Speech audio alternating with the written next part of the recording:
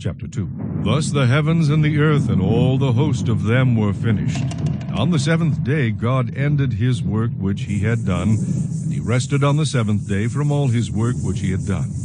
Then God blessed the seventh day and sanctified it, because in it he rested from all his work which God had created and made. This is the history of the heavens and the earth when they were created, in the day that the Lord made the earth and the heavens, before any plant of the field was in the earth, and before any herb of the field had grown.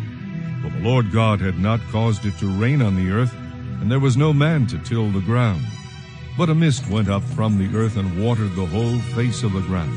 And the Lord God formed man of the dust of the ground, breathed into his nostrils the breath of life. Man became a living being. The Lord God planted a garden eastward in Eden, and there he put the man whom he had formed. And out of the ground the Lord God made every tree grow that is pleasant to the sight and good for food. The tree of life was also in the midst of the garden, and the tree of the knowledge of good and evil. Now a river went out of Eden to water the garden, and from there it parted and became 4 river heads. The name of the first is Pishon. It is the one which skirts the whole land of Havilah, where there is gold. And the gold of that land is good. Bdellium and onyx stone are there. The name of the second river is Gihon. It is the one which goes around the whole land of Cush. The name of the third river is Hiddekel. It is the one which goes toward the east of Assyria. The fourth is the Euphrates. Then the Lord God took the man and put him in the Garden of Eden to tend and keep it.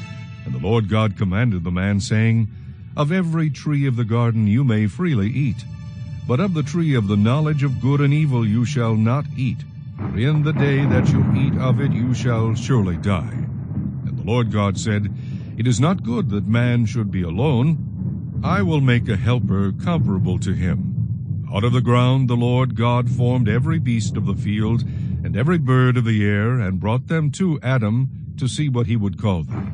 And whatever Adam called each living creature, that was its name.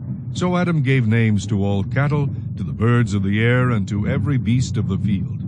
But for Adam there was not found a helper comparable to him. And the Lord God caused a deep sleep to fall on Adam, and he slept. And he took one of his ribs, and closed up the flesh in its place. Then the rib which the Lord God had taken from man, he made into a woman, and he brought her to the man. And Adam said, This is now bone of my bones, and flesh of my flesh. She shall be called woman, because she was taken out of man. Therefore a man shall leave his father and mother, and be joined to his wife, and they shall become one flesh. And they were both naked, the man and his wife, and were not ashamed.